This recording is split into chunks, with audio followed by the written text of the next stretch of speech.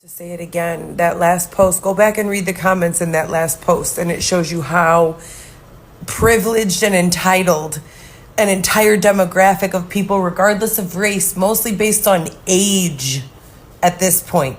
Read these comments, you guys. There are even black people in there saying, well, what? What do you mean? That's the victim mentality. Stop playing. Do you not understand? Let me explain how it works again, okay? When you take a look at all of the statistics from the years of slavery and coming out, people had no money, specifically those who were being held as slaves. It takes forever and a day for them to catch up financially. When you don't have money, you have to steal, you have to commit other crimes to wipe your butt, wear clothes, wear shoes, and then you go to prison for those crimes. Now, there were some white slaves, but the huge majority of slaves were black people. Does anyone want to argue about that? Anyone? Now, when you talk about recovering from that, from being held as a slave, earning your own income, learning your own skill sets, we talk about oppression in the form of black people didn't even know how to read because they were enslaved. And there are a million different books that talk about how people wanted to teach black people to read when they owned them as slaves. And they got met with such adversity because they were literally told, when you teach a black slave how to read, you're teaching them how to free themselves. When you teach them anything, you're teaching them how to free themselves.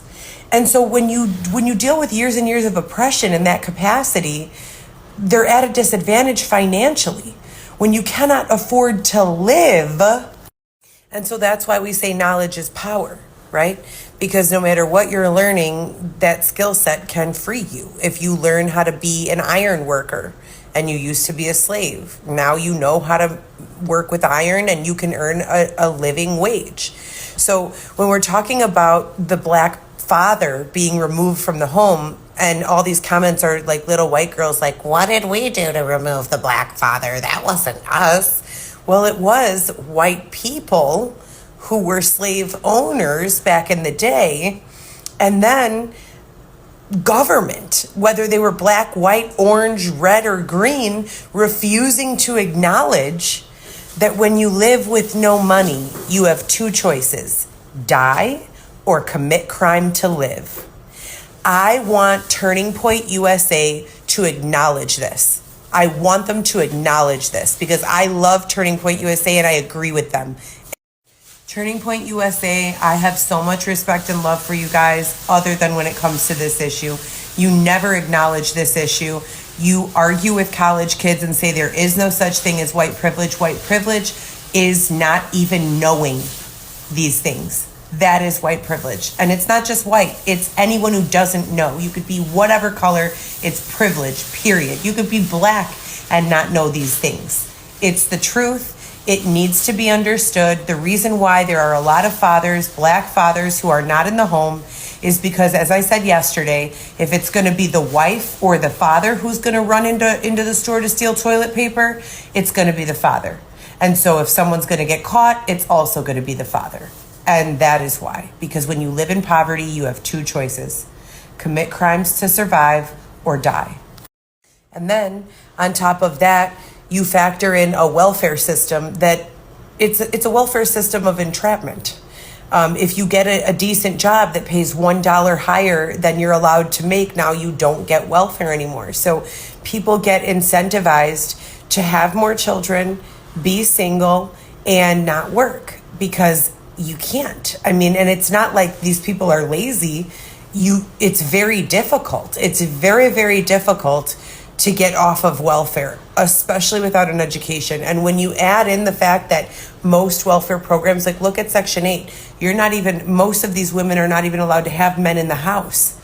In the house, you're not allowed to have a significant other. It's wild. I wish I was making this up. I've learned these things through experience. They don't make sense to me. I think we live in the best country ever. We need to figure this shit out. And who makes up the majority of the welfare system? So I'm just saying, like I said before, I speak from experience. I'm in debt from student loans. I am, for the first time in my entire life, accepting $400 a month in welfare. I've never had welfare cash assistance in my life before this situation. And if I get a job, they're going to garnish my wages for the $20,000 that I still owe in student loans. And if I don't get a job, then I have to live off of $400 a month. If I get a job that's minimum or a little over minimum wage, I get kicked off of welfare and they garnish my wages. What do I do?